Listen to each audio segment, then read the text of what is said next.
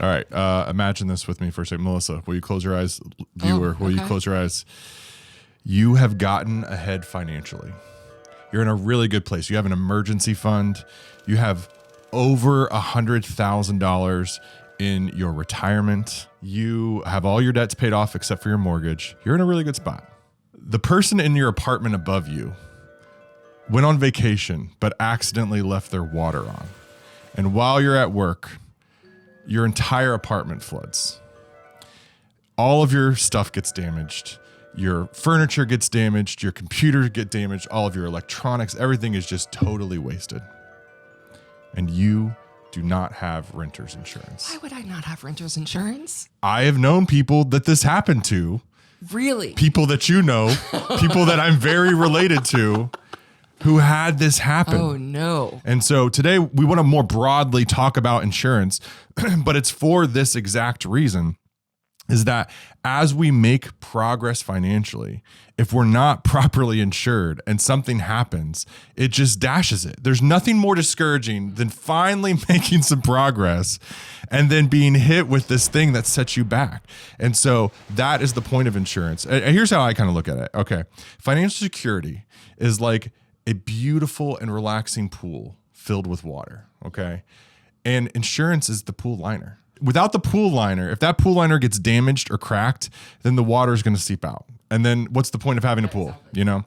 So insurance is the liner. We want to make sure. So this is kind of a full audit. And I know if you're watching this, you're like, I don't want to know. I don't want to watch. And that is the extremely difficult thing about certain parts of personal finance is they can be very, very boring, but they are also extremely, extremely important. So we will do our best as your financial friends to make this as fun and engaging as possible. Please, for your own future self, watch this video and make sure that you're on track for all this stuff. So the first thing I want to cover is the difference in an insurance broker and a captive agent. So when we're buying and shopping for insurance, I generally recommend going with an insurance broker. They're going to look at your insurance needs and they are going to be able to find the best company that has the right policy for your needs. But a captive agent would be like a State Farm agent, and they are only going to be able to sell you State Farm insurance. And so even if they don't have the right policy for you, or it's not the cheapest option, they're going to need to have to and will recommend State Farm. Whereas if you went to an insurance broker and one company has a better offering for this type of insurance and another has a better offering or cheaper offering for this type of insurance, they can recommend both of those different brands. So, so when you're kind of doing an audit, which you should do an audit every once in a while, I would recommend that you're going with an insurance broker. Find somebody that's trustworthy, that you think has your best interest at heart, and move forward with them. All right, the first number one insurance we need is health insurance. This has gotten easier and better and is different over the years, since Obamacare. And one of the things that I really appreciate about Obamacare, I know that I don't want to get political. This is not political, but if you know someone in your life who has a chronic illness or disease, before Obamacare, if you lost your health insurance and you had something like cancer, you couldn't get a health insurance. Nobody would insure you. And so that's one thing that Obamacare allowed, is that you can have these pre-existing conditions and the insurance companies have to insure you. So this has gotten a lot easier for most people. There's some tax incentives and all those kind of things. You just need to make sure you have health insurance, because you can get a high deductible plan, which means if you are healthier and you don't anticipate using it a whole lot, you're going to pay more out of pocket when you go to the doctor.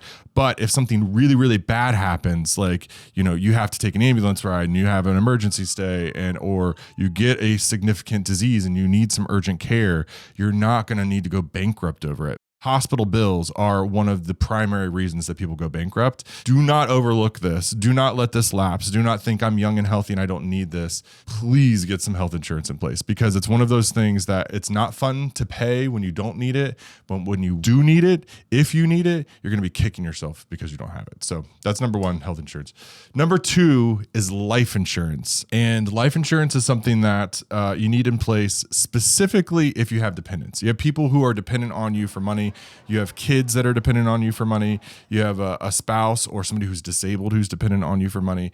Then you want to have life insurance in place. Generally, it's going to be somewhere around 10 or 12 times your current income is what you want that to be. So as you kind of progress in your career, your income goes up. You want to adjust that. I have a question. Yeah. Just found out, Jared, my husband, he switched jobs about a year ago, and we thought he was insured for $400,000, which we knew we needed to get more. We just found out he's insured for 100,000. Right. Melissa would be like up a creek. Because you don't want to work. Exactly. She does work. I'm joking. Well, kind of. Yeah.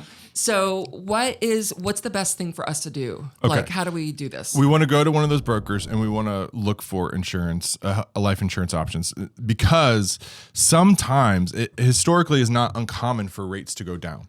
So it may be that it's cheaper to just go ahead and get a $1 million policy or whatever and get rid of the $100,000 policy. But all things being equal, as we get older, we're more expensive to insure because it's more likely that something's going to happen. And so then you could get an additional policy. So that's what I have. I think I have a $500,000 policy. And then I got older and more overweight and more unhealthy because they do a medical exam. And so it was cheaper rather than getting $1 million or $2 million policy. It was cheaper to add on a $600,000. Yeah. So I have two policies. So that would be what you want to do in that situation.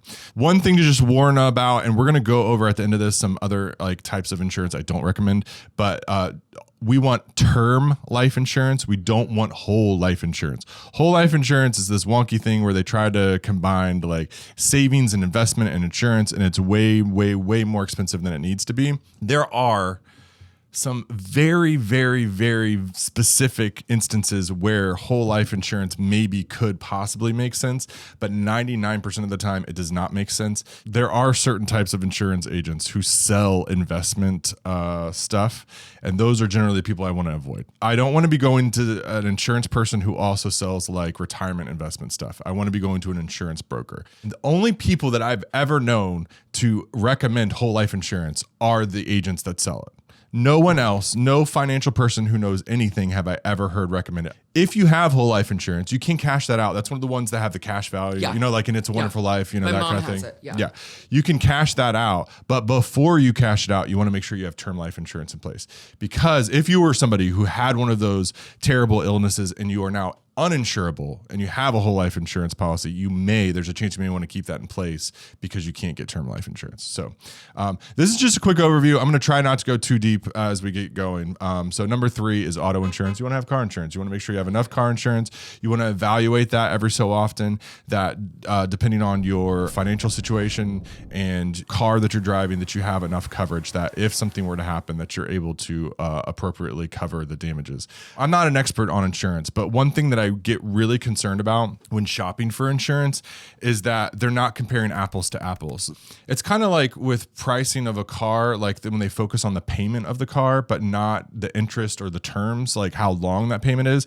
I'm always concerned with insurance that they're tweaking the coverage to get the payment down, but it's like you're paying for less coverage. So make sure that when you're doing this, that you're looking at the actual coverage and not just the payment, because what good is insurance if it doesn't cover you when you need it or cover enough when you need it? All right, number 4 is renters or home insurance. Home insurance is a no-brainer, and renters insurance, that's the one that's probably the most easily overlooked because it's not required by all places that you rent from. And when we did renters insurance, it's really cheap. It's not expensive. Yeah. It's not expensive, and you'll be really glad that you had it if something were to happen. The next one is long-term disability insurance. And I think this is one that is probably the most overlooked and one of the most important, because you are more likely to get disabled than you are to die, right? In fact, the Social Security Administration has an estimate that over 25% of today's 20-year-olds will become disabled before they retire. There is long-term disability insurance and there's short-term disability insurance. I prefer for you to have an emergency fund in place to cover short-term disability. You know, that's something that's less than 6 months. But this is for something that's more than 6 months. You're probably in the long term, several years to the rest of your life disabled. It is a little expensive. You want to evaluate this stuff. I do this very often because our income over the years has gone up quite a bit. And they will only, at least the company that I work with, approve you up to a certain amount of the income that you currently make. So you can't say, I want to have a policy that covers me for $500,000 because it starts to encourage you to become disabled. So if and as your income goes up, you do want to reapply and re-up your long-term disability insurance. Next is umbrella policy. And again, I would talk to an expert about this, but generally this is going to be for someone who has started to amass some level of wealth. You're going to have over $1 million in assets.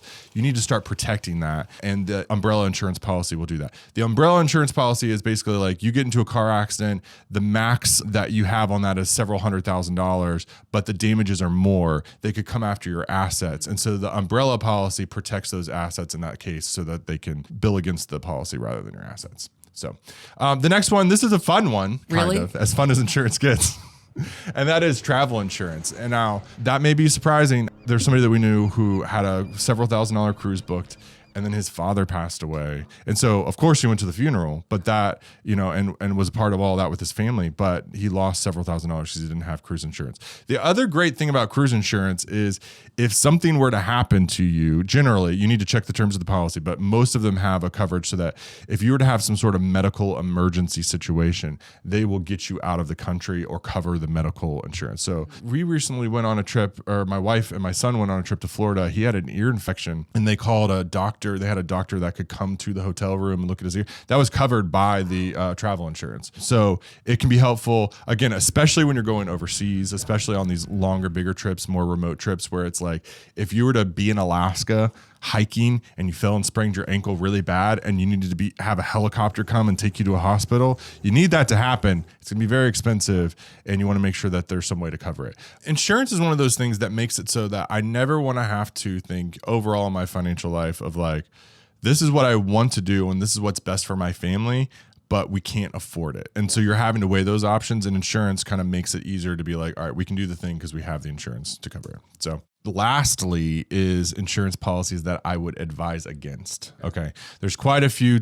Whole life is one we've covered already. Definitely don't get whole life. Number 2 is going to be extended warranties. We've already done a video, I'll link below, about extended warranties and how you can use your credit card to extend the warranty by a year. But I highly do not recommend buying and purchasing extended warranty on devices. The only exception to that. Does it say Apple? I do. I love my Apple stuff. I do tend to, on my new Apple devices, get it, and I've utilized it enough, and I'm pretty systematic about it, that I've gotten my money's worth out of it. When I say I've gotten my money's worth out of it, multiple times after 3 years, I've gotten new devices that then extend the warranty by a year or so, and so it's worked out very well for me. But that would be the one exception. But it's probably still, it doesn't make sense. But I want to be fully transparent on my behaviors. Disease-specific policies.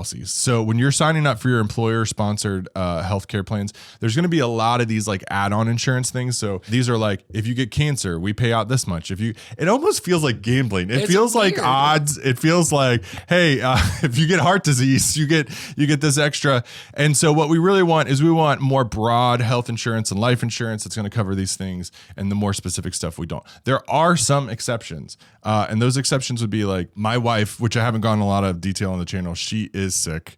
She does have cancer.